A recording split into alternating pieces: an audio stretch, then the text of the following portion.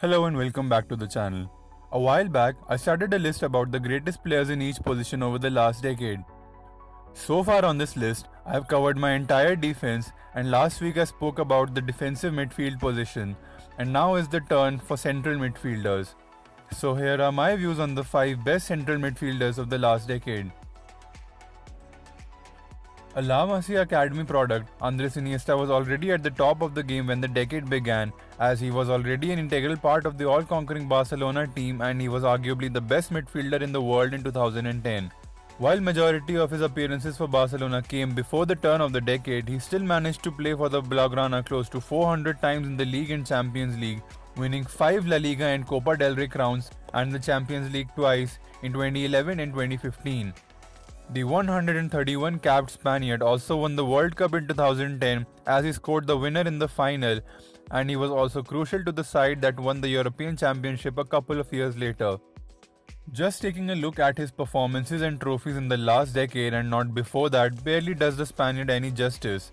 Despite being a modern day legend, Iniesta did see his game time and indeed his impact on the game reduced dramatically in the last couple of seasons with Barcelona, and he did part ways with his boyhood club finally in 2018 after 16 years with the club, as he went on to play with Vissel Kobe in the Japanese top flight. Had this list taken into account his entire career and not just the last decade, there is no doubt in my mind that he would have come out by far and away on the top.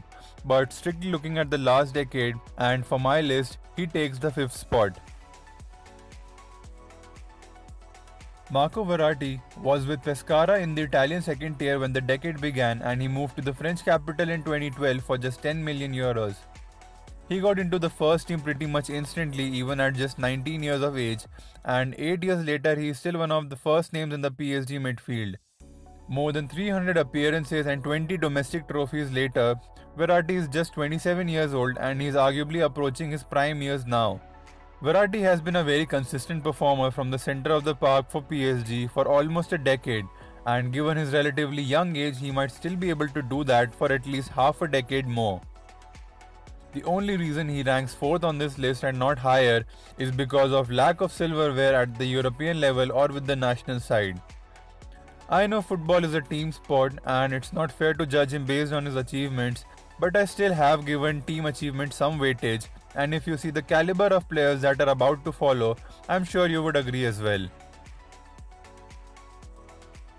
Luka Modric was a regular at Tottenham Hotspur when the decade began, and he moved to Real Madrid a couple of years later for 35 million euros.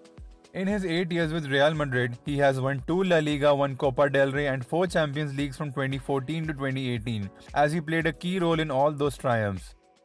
Labelled as the worst signing of the year when he signed in 2012, the 127-capped Croatian turned out to be the only player in the modern era to have broken the Messi-Ronaldo duopoly in the Ballon d'Or race, as he was crowned the best player in the world in 2018 after a stunning club season with Real Madrid and even more special run in the World Cup as his side finished runners-up in the tournament. Along with the Ballon d'Or, he also won the FIFA Men's Best Player and the UEFA Best Player award. However, he did suffer a dip in his form after the tournament, and his last couple of seasons have been underwhelming to say the least. At 34, he is surely in decline now, and I believe we may have already seen the best of Modric, but still that was good enough for him to land the bronze position on this list. The second player on the list to come through the La Masia setup, Thiago, was a regular with Barcelona when the decade began, and he won 3 league titles, the Copa del Rey and the Champions League with the Blaugrana. In the summer of 2013, he followed his former boss Pep Guardiola to the Allianz Arena, and he has been with Bayern Munich since, making over 230 appearances, winning 7 Bundesliga and 4 DFB Cup titles with them. One of the most gifted footballers of the generation, Thiago's touch and control on the ball is second arguably only to Lionel Messi in the modern game, and I believe he is on par with the Argentine maestro when it comes to sheer passing ability. Thiago is only among a handful of players in world football who can dictate the pace of a game in such a calm demeanor. A midfielder who can do it all, looking at Thiago's attacking or defensive numbers separately only tell a fraction of the story. If I just took sheer ability and quality into account, there is no doubt in my mind that he was and perhaps still is the greatest midfielder in the world. The only thing that goes against him is his long-term injury in 2014, his inability to guide Bayern to European silverware, and just missing out on his national side's European and World Cup triumphs in 2012 and 2010 respectively. But still, for my money, he is more than capable to land the second place on this list. Just like my list for the centre backs, I am basically covering two positions in one list, so as a result, few amazing players had to miss out. The Barcelona duo of Vidal and Rakitic deserve a special mention, who have been consistently good but have never been as brilliant as some of the others on this list. Along with them, a shout out must also go to Paul Pogba and Saul Niguez, who have been brilliant, just not for long enough.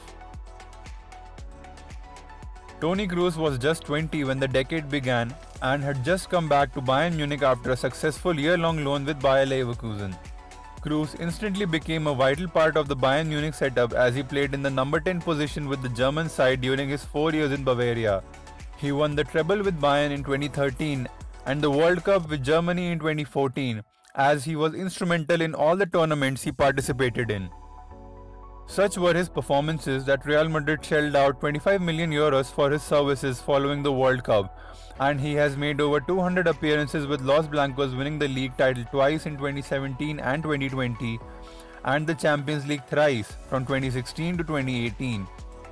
Kroos moved from an attacking midfield position in Bayern to a deeper playmaking role in Madrid, and it was with Los Blancos he truly established himself as one of the greatest in his position in the modern era. Toni Kroos is one of the best passers of a football even today. While he doesn't put up a large amount of defensive actions and he is not particularly fast across the pitch, he does combine his passing game well with his ability to unleash truly venomous long-range strikes. It was a really tough choice between the former and the current Bayern Munich player. The only reason I have gone for the former is because of his superior trophy cabinet, as he boasts more Champions League crowns and he has also won the World Cup, which Thiago didn't, and for me that just about gave him the edge and crowned him as the winner. So that's it for me today. I hope you liked my video. If you did, don't forget to drop a like and comment on the video. I hope to see you next time. Bye.